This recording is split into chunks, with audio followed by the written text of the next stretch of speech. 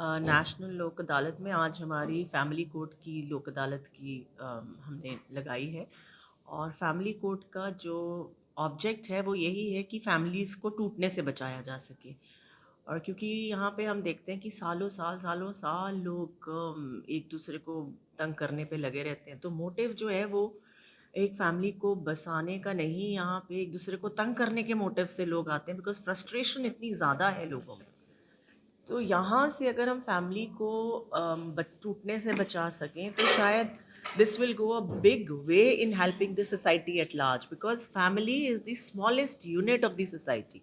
और जब हम सोसाइटी एक घर को टूटने से बचाते हैं तो we save the children from becoming psychologically disabled.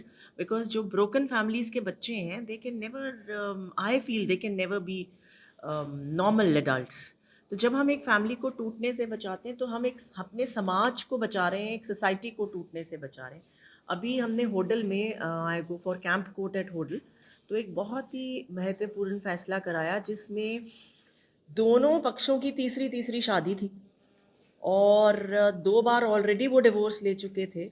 लेकिन पिछले 2015 का केस है वो, शायद 2015 से अब तक लड़ रहे थे। इलाहाबाद हाई कोर्ट से लॉयर्स आते थे हर डेट पे, and they were not ready to compromise. जिस दिन मैं फाइनल आर्ग्यूमेंट सुन रही थी, मैंने फिर एक ट्राई करी कि शायद गुड सेंस में प्रिवेल, क्योंकि फैमिली मैटर्स में we are the trial court, the lowest court.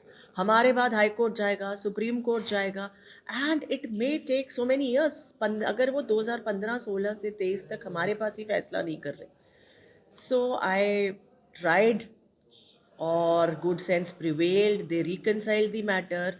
और उससे फ़ायदा ये हुआ कि वेरियस कोर्ट्स में आई थिंक उनके 10 मामले और हैं जो कि विड्रॉ हो जाएंगे।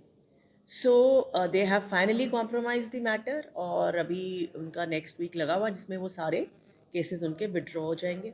सो this lok adalats, they play a very important role, and especially in family matters where we can persuade the parties to amicably settle the matter and save the family either from disintegrating or stop it where it is instead of dragging it for years together.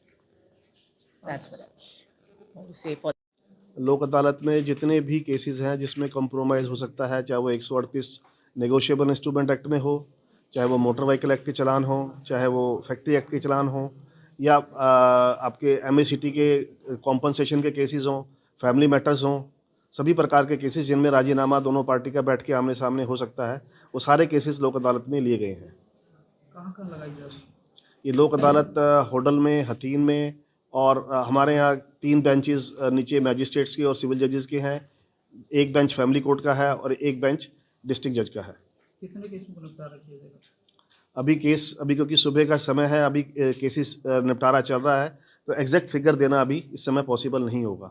जिले में कुल कितने case लगाए गए हैं आज की अदालत में? जैसे मेरी अपनी कोर्ट है जिसमें मैं खास तौर से मोटर व्हीकल एक्सीडेंट जो क्लेम ट्रिब्यूनल के केसेस हैं उनमें करीब करीब 60 केसेस हमने लगाए हैं, और उम्मीद है हम 35-40 केसेस आज डिसाइड करेंगे, पार्टी के राजीनामा करवाएंगे और करीब करीब 1.5 से 2 करोड़ रुपए की जो है कॉम्पनसेशन का अवार्ड पास करेंगे। जिले का भी कुछ डाटा है, जिले का डाटा है, और दूसरी अदालत में कितने केस बाकी कोर्टों का करीब करीब टोटल जो बेंचेस लगे हुए हैं उनमें करीब टोटल 2000 केसेस आज टेकअप किए जाएंगे, जिसमें कोशिश होगी हर एक बेंच की कि मैक्सिमम केसेस राजीनामा करवा सके। सर, सामान्य अदालत के मुकाबले जो लोक अदालत में किस तरह से लाभ दिया जाता है? लोक अदालत का ये है कि दोनों पार्टियों के राजीनामे से, आपस की बातचीत से केस डिसाइड हो जाता है। उसमें जो है दोनों की पार्टियों के बीच में जो एनिमिटी है या खट्टापन है वो ख़त्म हो जाता है। उसमें केस भी डिसाइड हो जाता है, लीगल सिस्टम से बाहर हो जाता है, इसमें कोई अपील का भी प्रोविज़न नहीं है, और फाइनल डिसाइड हो जाता है, और बहुत फास्ट और बिना कम से कम खर्चे में ये मैटर जो है रिजॉल्व हो जाता है पार्टीज़ का आपस में। सर, लोक अदालत में वकीलों की क्या भूमिका रहती है? लोक अदालत में वकीलों का बहुत महत्व है, क्योंकि वकीलों के ही प्रयास से जो है केसेस डिसाइड हो पाते हैं। ये कुछ अपनी पार्टीज़ को तैयार करते हैं, कुछ दूसरे पार्टी के वकील से बात करते हैं, जिससे कि दोनों पार्टियों का मैटर रिजॉल्व हो सके। Thank you.